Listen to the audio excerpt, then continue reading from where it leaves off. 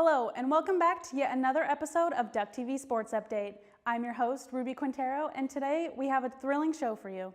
Oh, and while I have your attention, happy Week 7. I hope you're all still hanging in there. Let's get started.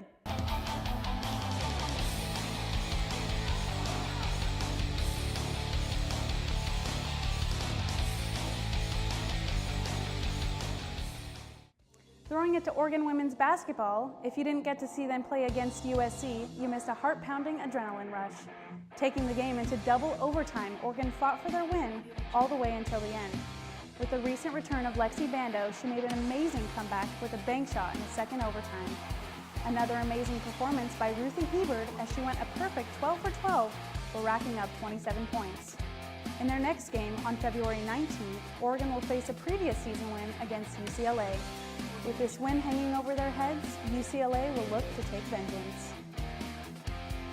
As for the men's basketball team, they faced off a previous win against UCLA in an overtime matchup, but fell short this time around with a final score of 78-86. Peyton Pritchard netted 23 points, with teammates Mikhail McIntosh and Elijah Brown trailing behind with 19 points each. The Ducks lagged behind UCLA in the second half, but came back to fight for a win in overtime. Ultimately, UCLA brought their A game and took the victory. Up next, the Ducks will hold a home game this Thursday, February 22nd versus Arizona State.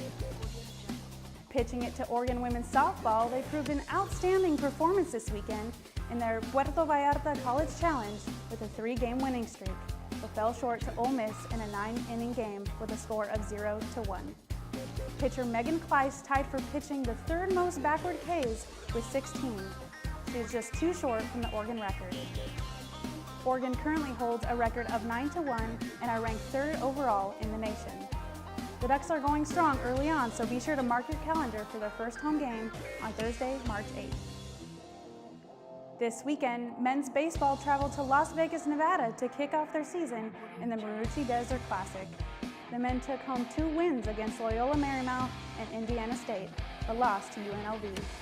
In their first game against LMU, third baseman Spencer Steer ran in 2 of the 6 runs for Oregon. It was in the 6th inning that set the tone for the rest of the game, as Oregon took 4 more points from the Lions. In the second season opener, they faced their first tough loss, finishing with a score of 3-9. The Ducks scored their only 3 points in the 3rd inning, letting UNLV advance throughout the rest of the game. Oregon didn't stop there. They were determined to take home another win. It was a close game, but they came out on top, ending the tournament with an overall record of 2-1. Next, the men will fly north as they face Portland State on Wednesday, February 21st. Stay tuned for their first home game on February 22nd. Tossing it over to women's lacrosse, they joined the Pac-12 League and debuted their first season game on Friday, February 16th against UC Davis. The Ducks flourished, finishing with an impressive score of 15-5. Attacker Jill Zubalaga scored a personal best of 4 points, alongside teammate Shannon Williams, who marked her 9th time scoring 4 or more points in a single game. Keeping up the energy, goalkeeper Brittany Reed maintained 11 saves for the Ducks. Talk about a dominating performance.